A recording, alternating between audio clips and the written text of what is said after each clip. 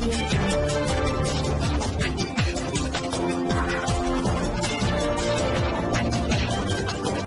भारत, केवल खबरें और कुछ नहीं।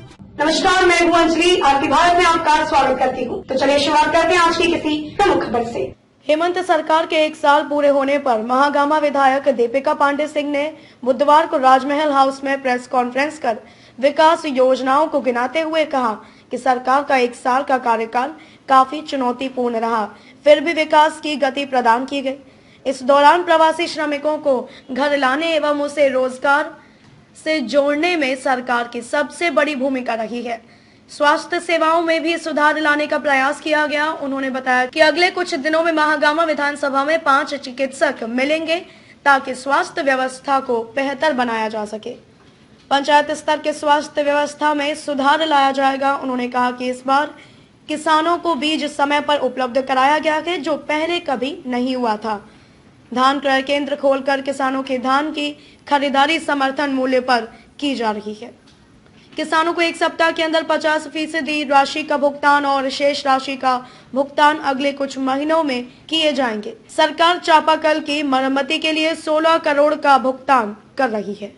गोड्डा से फिरोज आलम की रिपोर्ट। दमदार निर्माण का भरोसा, लाल स्टील TMT बार्स, हर निर्माण के लिए उपयुक्त। लाल स्टील TMT बार्स, रिश्ता मजबूती का।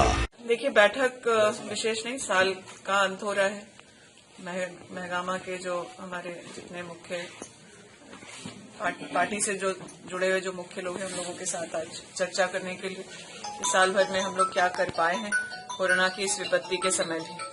आप लोग सब जानते हैं कि जैसे ही ये सरकार बनी, एक तो हम लोगों को खाली खजाना हाथ लगा था, और दूसरा यह कि कोरोना जैसी वैश्विक महामारी से हम लोगों को लड़ाई लड़नी पड़ी। ये लड़ाई सिर्फ बीमारी से नहीं, बल्कि भूख, बेरोजगारी, इन सब तमाम चीजों से थी।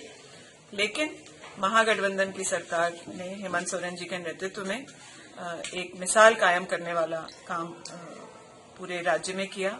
झारखंड की चर्चा अब सिर्फ पूरे देश में ही नहीं, बल्कि विश्व स्तर पर इसकी चर्चा की जा रही है। और जिस तरीके से हम लोगों ने अपने प्रवासी मजदूरों को सम्मानजनक तरीके से, वो देश के किसी भी कोने में फंसे हुए थे, उनको यहाँ लाने का काम, सुरक्षित लाने का काम किया। खाद्यान्न के मामले में आप लोगों ने देखा कि डबल इंजन की सरकार रहते हुए भी लगातार भूखमरी के मामले झारखंड में सामने आ रहे थे। उससे झारखंड बहुत शर्मसार भी हुआ था। लेकिन इस विपत्ति के समय भी, इस कमी तंगी के समय भी हम लोगों ने इस तरह का कोई घटना ना अपने इलाके में, ना राज्य में इस तरीके से होने दिया।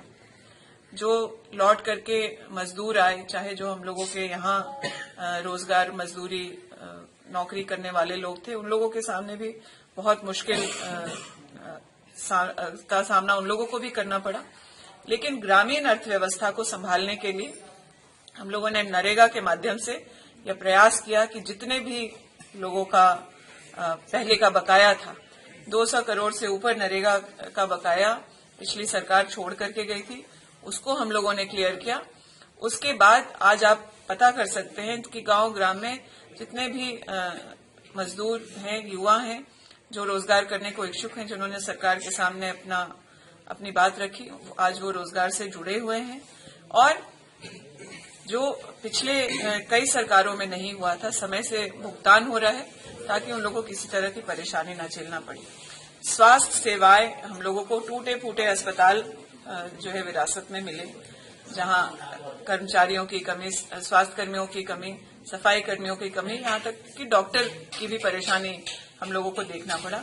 हमारे यहाँ भी जो प्रखंड में 3 अस्पताल हैं, वो बहुत अच्छी हालत में नहीं है। इसका पूरा एहसास मुझे विधायक होने के नाते, और लगातार हम लोग इस बात के लिए प्रयासरत हैं कि स्वास्थ्य सेवाओं में सुधार महगामा में हो।